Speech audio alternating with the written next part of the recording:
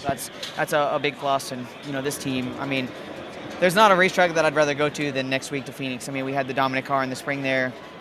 Ultimately had the flat tire, but there's no doubt in my mind we can't go to Phoenix and do a really good job and ultimately put ourselves in a spot for a championship. But either way, we're in it, and that's the first goal. When you set out of Daytona for the first race of the year, you want to put yourself in that Final Four, and we did that. So proud of this team, everybody on our Logistics Camaro. Obviously, not quite as fast as Xfinity Internet tonight, but pretty darn close. You kept asking about owners' points all night. Why did it mean so much to you to be contending for both when you get to Phoenix? I think, for me, I've been doing this long enough that I know that, they both matter significantly in a lot of different ways. The driver's points, obviously the accolades go to the driver, but from a team standpoint, what this does to set you up for 2025 and, just kind of and beyond, right? Doesn't mean that we're going to go there and win the Owners' Championship or win the Drivers' Championship, but, again, to be in it is the most important piece of it, and we did that tonight. So,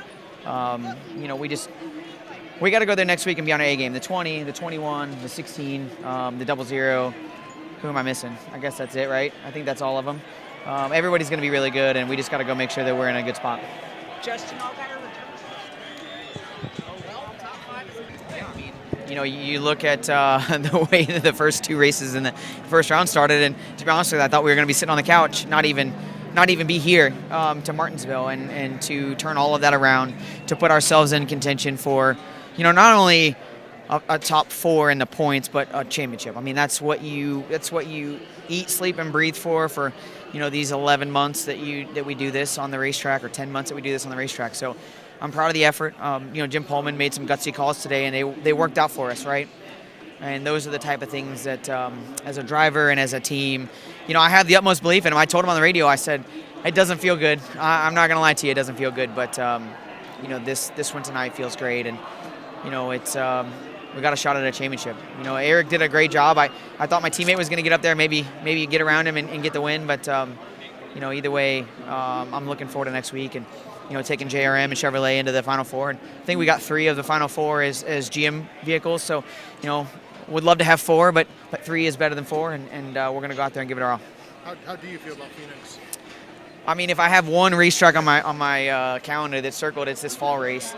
Not only because it's a good racetrack for us, but the way that the spring race ended. I left there fully dejected, knowing that we had the dominant car, and we walked out of there with a wrecked pile of junk and didn't get to win the race. So to be able to leave here with a shot at it, knowing what we're taking back next week, I have no doubt in my mind we're going to have a great piece, and we'll see what we can do.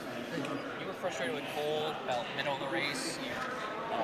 What did you think about his aggression tonight? A little too much? I get it. I just felt like, especially that early on, it wasn't even like trying to pass. It was just run through the back bumper. And I felt like in the moments that we had been around each other, there was a different level of racing from my side. And I worked really hard tonight on not making enemies. I wanted to win the race, and sometimes you got to get physical at these places to win races. But on the other side of it, I feel like tonight was one of those nights where we did what we needed to do, and there's always going to be anger when you come to these places, and just glad that we walked out here with a straight race car and in the points. How do you think Sammy did tonight in this playoffs? It seemed like he stepped it up once it started, obviously got the win in the playoffs, and then was nearly punching his ticket.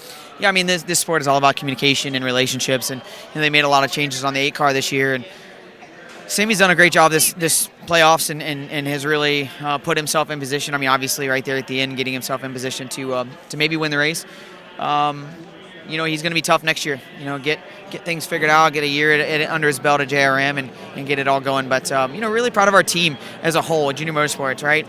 We've run 5 cars a lot this year. That is not an easy task. We are not equipped to run 5 cars out of our shop, so to be able to do it was a big deal.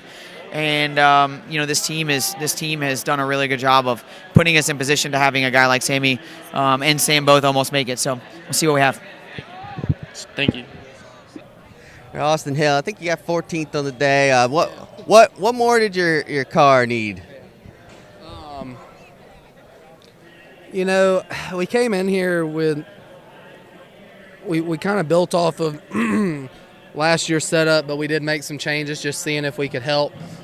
The front end, we worked on the geometry and the timing of the front tires and all, and we just missed something. Our Bennett Chevrolet just it fired off, and at the start of the race, like pretty decent. I thought we were going to have at least a top 10 car all day, and it quickly we started losing the handle of the car, started getting loose on entry, extremely tight across the middle, and really loose off. So it's hard to fix all of those things. You fix the entry and you tighten it up, and then it kind of helps your center a little bit because you're loose in, but then it doesn't really help your exit. So we just had to fight all day, but at the end of the day, it doesn't matter. We came here, we had fun. I feel like I didn't make anybody mad. That was my ultimate goal, is to come out of this without a target on my back, and I felt like I did that. So now we get to go race for a championship. We have as good a chance as anyone. All I've ever wanted is to have a shot at it, and now we have that.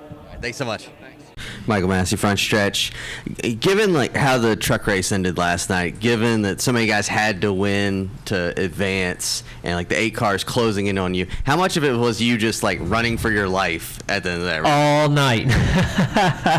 Yeah, I mean, honestly, there was only one point in the race where I felt kind of okay, I can settle in here, when Sheldon got by me.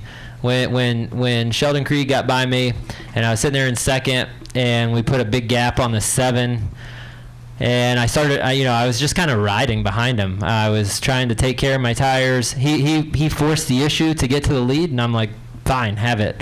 And I sat there and rode behind him for 7 or 8 laps, and then I started putting some pressure on him, and he was making some mistakes. He was slipping. He was getting loose in. And I'm like, all right, now's my chance to go. And, man, he raced me super hard. And from that point forward, when I got by him, I was like, that's it. The rest of the night, nobody gets a break. I am going as hard as my race car will let me. I am not going to ride. I'm not going to worry about taking care of my stuff. I'm going to make sure that I maintain control of the race, and that, I knew it was going to start to turn into a caution fest. And at that point, you want to make sure that you are the leader no matter what, so you can maintain the control of the restarts.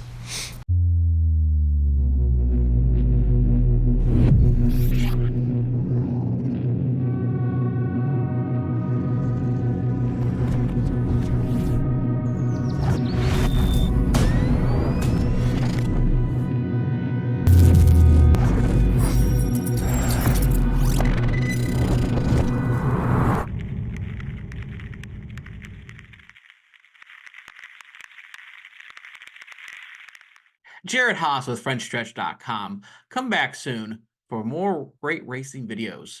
And if you like us, make sure to hit that subscribe button.